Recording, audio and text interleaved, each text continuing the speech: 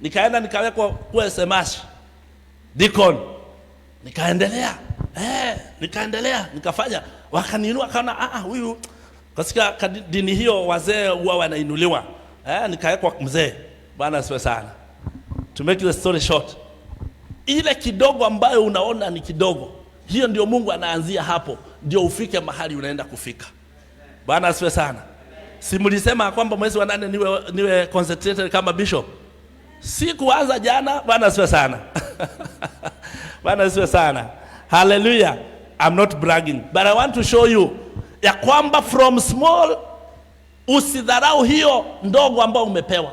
Wakati mwingine hapa huwa anasema wewe ni deacon, labda unaweza sema hii kazi naichukua. Let me tell you, faithfulness matters more than the size. Chukua kama bora tumeamua katika moyo wangu, nimeamua kuchukua hiyo kazi, nimeitwa kiongozi, I want to be that leader.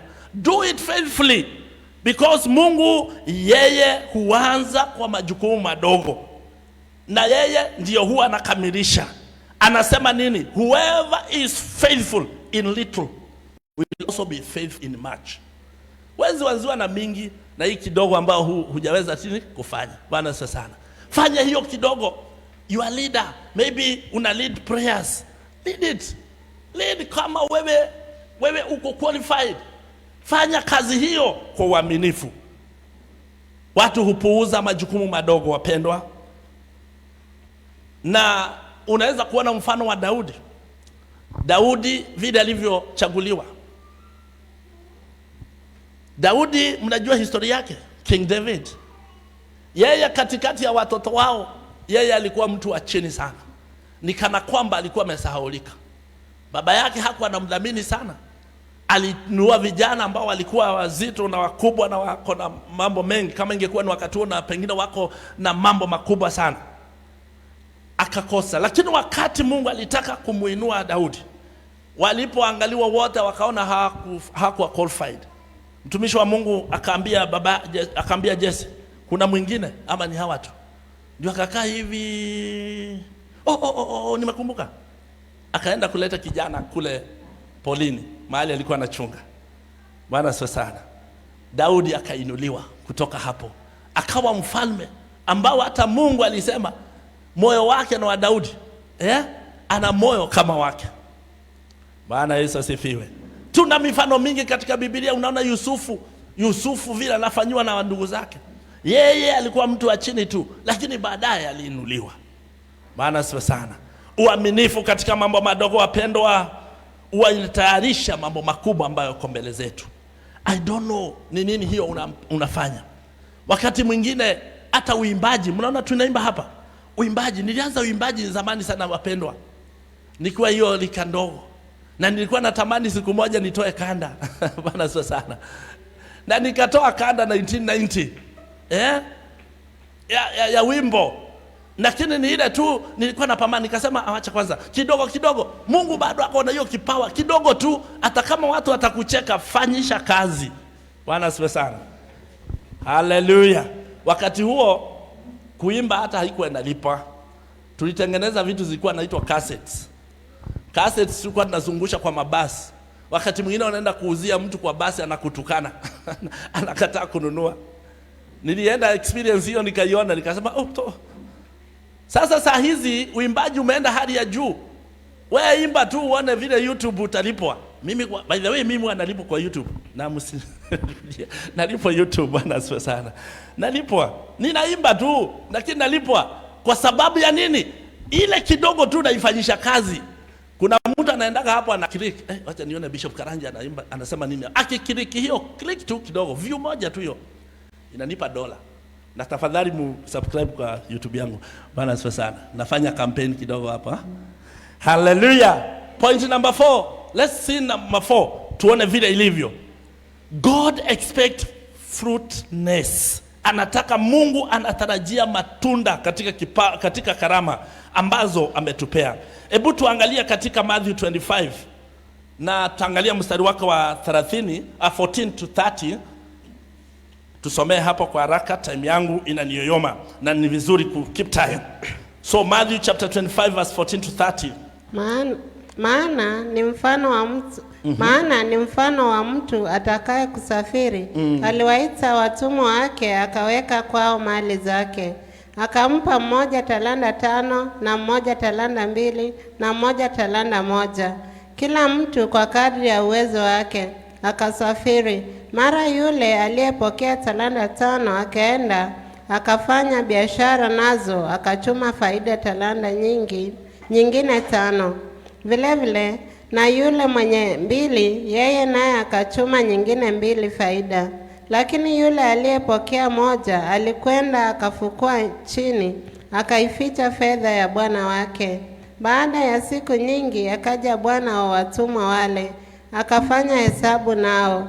Akaja yule aliyepokea talanta 5, akaleta talanta nyingine 5, akisema, Bwana, uliweka kwangu talanta 5. Tazama, talanta nyingine 5 nilizopata faida. Bwana wake akamwambia, vema, mtumwa mwema na mwaminifu. Ulikuwa mwaminifu kwa machache, nitakuweka juu ya mengi. Ingia katika furaha ya bwana wako. Akaja na yule aliyepokea talanta 2, akasema, Bwana, uliweka kwangu talanta 2. Tazama, talanta nyingine 2 nilizopata faida. Bwana wake akamwambia, vema, mtumwa mwema na mwaminifu. Ulikuwa mwaminifu kwa machache, nitakuweka juu ya mengi. Ingia katika furaha ya bwana wako. Akaja na yule aliyepokea talanta 1, akasema, Bwana, nalitambua ya kuwa wewe mtu mgumu, wavuna usipopanda, wakusanya usipotawanya. Basi nikaogopa, nikaenda nikaificha talanta yako katika ardhi. Tazama, unayo iliyo yako. Bwana wake akajibu akamwambia, wewe mtumwa mbaya na mlegevu, ulijua ya kuwa navuna nisipopanda, na kusanya nisipotawanya. Basi ilikupasa kuiweka fedha yangu kwa watoao riba, nami nikija ningalipata iliyo yangu na faida yake. Basi mnyang'anyeni talanta hiyo, mpeni yule aliye nazo talanta 10. Kwa maana kila mwenye kitu atapewa na kuongezewa tele, lakini asiye na kitu, hata kile alicho nacho atanyang'anywa.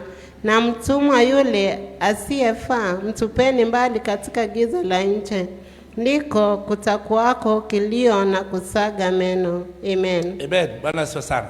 Amen. Siwezi rudia hadithi hiyo. Kila mtu ameisikia, si ndio? Kila mtu ameisikia. Nataka tu uwaze. Unasikia kwamba Bwana alipokuwa akipeana hiyo parable, anasema alikuwa na watu wake 3. 2 walipewa hizo talanta, wakazitumia vizuri, zikaongezeka. Mmoja akaficha talanta yake.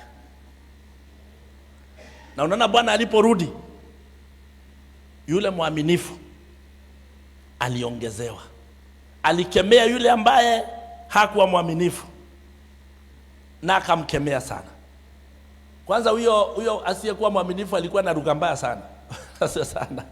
Huyo mwenye alipoa moja alikuwa na lugha mbaya sana. Anasema, mimi nilijua wewe unapendaka tu za bwerere, na kwa hivyo mimi nilichukua kangu nikakaficha kwa sababu sikutaka. That's how life is. Tumepewa talanta, tumepewa vipawa. For example, in the church umepewa kipawa, umepewa jambo la kufanya ili kazi ya Mungu iweze kuendelea. Lakini mwingine, mimi sitafanya, just nifanye, nikifanya sijui. Bwana asifiwe sana. Mungu akiwa jua anatuangalia. Nasema hivi ya kwamba Mungu anataka matokeo ya talanta yako, anataka matokeo ya kipawa ambacho unacho. Mungu amekupea, anataka matokeo mazuri kwa maisha ya kusaidia wengine. Mahali kuna mtu ambaye anahitaji msaada, wewe kuwa mahali pale. Mungu anatarajia maendeleo katika vipawa ama katika maisha yetu vile anavyotupea. Mungu anatarajia tutumie kile alichotupea kwa uaminifu, kwa ujasiri. Kama ni kazi, unajua mimi sichagui kazi. Siku moja nilikuwa nikiambia mtu wakati wa chini kiinua familia yangu, nilikuwa nasema mimi hakuna kazi siwezi fanya isipokuwa ile tu ambayo inaweza kunitoa katika wema wa Mungu. Ile ya kunitoa katika wema wa Mungu sitafanya, lakini I can do anything ili niweze kusaidia. Nilikuwa naambia ili niweze kusaidia hawa watoto wangu, kwa sababu nilikuwa nimepewa majukumu ya kuwasaidia. Bwana asifiwe sana. So when we are being given responsibility, tunazitumia vizuri. Nataka ujiulize tunapoenda kumalizia. I just want you have a reflection in your life. Nataka ujiulize swali kama hii: am I investing in my gift? Je, mimi nawekeza kwa kipawa ambacho nimepewa? Bwana asifiwe sana. Am I growing spiritually? Je, mimi ninakuwa kiroho? Those are the questions that we need to ask ourselves. Am I helping God's work advance? Je, ninasaidia kazi ya Mungu kuendelea? Unajua kazi ya Mungu kuendelea, sisi ametuweka katika ulimwengu huu ili kazi yake iweze kuendelea, dunia hii iweze kuendelea. Whatever you are taking, ni kama taifa letu la Kenya, vile tunavyoambiwa sisi ndio tutajenga hiyo taifa. Tunaijenga namna gani? Everybody, wewe waweza sema mimi sijengi, lakini kila mtu ana contribute, ndio hiyo inchi iweze kukua. In any given country ni lazima citizen a contribute in one way or another. Bwana asifiwe sana. Na hiyo inchi iweze kuinuka. Hivyo ndivyo Mungu anavyotaka, kwa sababu ametuweka hapa. Anataka tuache hii dunia, tusiiache kama iko tumeiharibu, tuendeleze kwa sababu ya kizazi kinachokuja.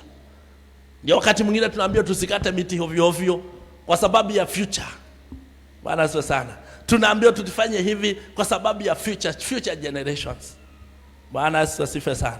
So kwa hivyo Mungu anahitaji kwamba katika vipawa ambavyo ametupa tuone maendeleo. Kazi yene unafanya lazima ionekane na maendeleo. Lazima kuonekane there is something that's happening. Ask yourself, am I investing in my gifts? Kuna watu ambao Mungu amewapa vipawa nyingi sana. Sio kamoja, vipawa mingi. Wanaweza maltax hizo vipawa. So na vile na maltax, hivyo ndivyo anaendelea kuinuliwa juu. Mwezi huu wa 7 Mungu ametuambia tushiriki katika kazi yake nzuri. How are we participating? Our last point 5, 1 Corinthians chapter 4 verse 2. 1 Corinthians chapter 4 verse 2. Faithful stewardship builds the kingdom. Hebu tusikize neno hapo tunapomalizia.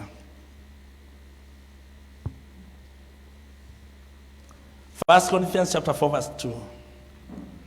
Nasema hapo tena inayohitajiwa katika mawakili ndiyo mtu aonekane kuwa mwaminifu. Lakini kwangu mimi si kitu kabisa nihukumiwe na ninyi, wala kwa hukumu ya kibinadamu, wala sijihukumu hata nafsi yangu. Amen. Paul anaongea mahali pale, anasema it is required that those who have been given a trust must prove faithful. Bwana asifiwe sana. Kama umepewa trust ya jambo lolote, inatakikana uonekane wewe ni mwaminifu. Bwana asifiwe sana. Kila mtu anaposimamia vizuri alichopewa na Mungu, kanisa kama hili litakuwa. Bwana asifiwe sana. Litaenda mbele. Kama especially tumefanya vile ambavyo Mungu ametupea, viongozi wataimarika. Kama wanafanya kwa vizuri na bidii na kusimamia vizuri, Mungu atawainua. Bwana asifiwe sana. Katika kazi hiyo yote tukifanya, kuna mioyo inainuliwa. Katika gift yako kuna mioyo unainua. Unajua kuna watu wanakuangaliaga tu hivi wanasema me I want to be like him, I want to be like her. Ni kwa sababu ya jinsi unafanyisha kipawa chako kazi. Na wakati unafanyisha hivyo, unafanya mwingine naye afanye hiyo kipawa, afanye kazi ambayo Mungu amemuitia. Na unajua kwamba tunapokuwa pamoja, maono itasonga. Maono kama for example ya CRF itafika mbali. Nashukuru Mungu tumefika mbali. Bwana asifiwe sana. Na tutafika mbali katika jina la Yesu. Naenda kumalizia nikisema kwamba leo hoji katika moyo wako. Simama kama vile tuliambiwa Joshua, useme mimi nimeamua nitatumia hii kipawa. Kama watu wanicheke wasinicheke, I will do it for the glory of God. Bwana asifiwe sana. Nilipokuja area hii nilisema Mungu, nataka kuacha alama. Nikija wapendwa, mnajua nilikuwa nakuja kutafuta kazi, nilikuwa natafuta kazi.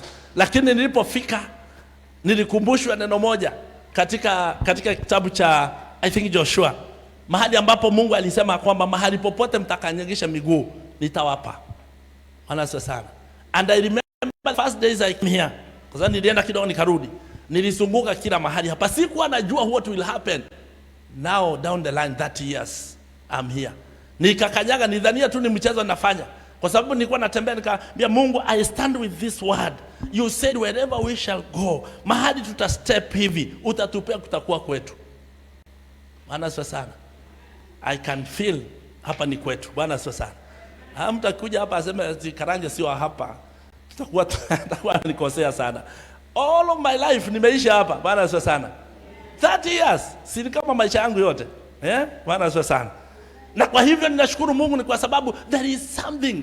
Kwa sababu ukienda mahali popote mpendwa, jua Mungu amekutuma mahali kwa sababu kuna kitu unataka uache hapo. Wacha watu waseme kulikuwa mtu hapa alifanya hivi na hivi, tulifanywa hivi na hivi, kulionekana hivi na hivi, na Mungu atainuliwa. Hii nataka tu ingie katika moyo wako mwezi huu ya kwamba you must be a faithful steward. Lazima uwe wakili mwaminifu. Simama mahali ulipo sasa, nataka kumaliza. Nataka tu utaenda mbele za Bwana na ombi. Mwambie Bwana, niko mbele zako. Nimesikia neno lako. Nataka tu Bwana utende mapenzi yako. Ninajua kipawa changu. Na kama haujajua, ni nafasi nzuri ya kuambia Bwana akupe nafasi yako katika jina la Yesu. Tuende mbele za Bwana kwa dakika moja na najua Bwana atatubariki. Weka. In the mighty name of Jesus. Enda mbele za Bwana, mwambie Bwana, nimesikia neno lako. Ninatamani tu Bwana kipawa hichi ulichonipa ikaweza kutumika vizuri katika jina la Yesu. Usingoje wimbo, enda tu mbele za Bwana. Hata kama utaomba kimomoyo mwenzako asisikie, omba tu, mwambie Bwana, mimi nataka kufanyisha kazi kipawa ulionipa. Kipawa ulionipa Baba, nataka kuifanyisha kazi katika jina la Yesu. Oh, hallelujah. In the mighty name of Jesus. Kuna mtu hafanyishi kipawa chake kazi, wa keyboard hafanyishi kipawa chake kazi, si ndio? Angekuwa ametupigia hapa, tunaendelea. Bwana Yesu asifiwe. Yes. Good. Dakika moja tu, nataka kupe dakika moja ninapoalika mwenye anakuja kutumalizia. Uende mbele za Bwana, mwambie Bwana, mimi niko mbele zako leo. Natamani Bwana kutenda kazi kulingana na mapenzi yako. Uliniumba ukiwa na kusudi. Uliniumba ili nitende kazi. Baba, hukunileta ulimwengu huu bure. Umenihakikishia kwamba umenichagua. Umenipa gift katika maisha yangu.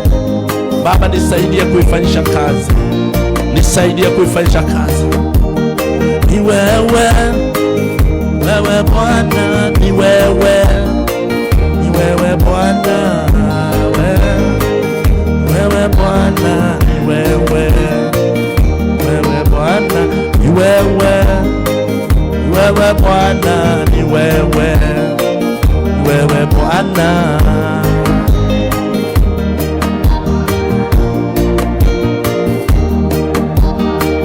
Asante Yesu. Na kushukuru Baba ni kwa sababu ya neno lako la mchana wa leo. Asante Baba ni kwa sababu ya kutukumbusha kwamba umetupa vipawa ndani yetu ili tuzifanyishe kazi. Baba, tumeona jinsi unavyotamani matokeo ya vipawa ambavyo ulitupea. Baba, tunaomba ukatusaidia. Tazama hawa wazee Baba, umewapa majukumu mengi. Baba, wape nguvu ya kutekeleza. Mama Baba, umewapa majukumu mengi. Baba, wape neema ya kutekeleza. Tazama tamaa ya kila mmoja ambaye ako katika nyumba hii, akitamani Bwana ukaweza kumuongoza ili akatenda kazi kulingana na mapenzi yako. Baba, tunakushukuru kwa sababu ya vipawa. Tunakushukuru pia ni kwa sababu ya kutupa fursa kama hii na muda kama huu wa kutukumbusha maneno haya. Baba, tunakushukuru. Naombea hawa wapendwa hata wanapoenda kazini zao, ya kwamba Bwana katika kazi hizo wakazifanya na uaminifu, ili Bwana ukawainua kutoka kiwango moja hadi kiwango kingine. Baba, utakapowainua kazi yako itasimama. Utakapowainua Baba, watu wengi watasaidika. ni kwa sababu Baba umetuita, ni kwa sababu ya moja na mwingine. Baba ni asante, tunakushukuru na tunakuinua katika jina la Yesu Kristo tunaomba na kuamini, amen. Naweza keti chini, dakika moja. Ambaye anakuja akijitayarisha, nasema tu Bwana wabariki sana na ni vizuri mmepata nafasi nzuri na tumepata nafasi nzuri ya kusikiza neno la Mungu. Bwana aendelee kuwa pamoja nanyi. Tunaendelea tu na ujumbe huu. Wiki ijayo bado tunaendelea na ujumbe huu. Nataka tu mpaka Mungu atufikishe mahali anapotaka, na Bwana atawabariki. Bwana wabariki sana. Amen.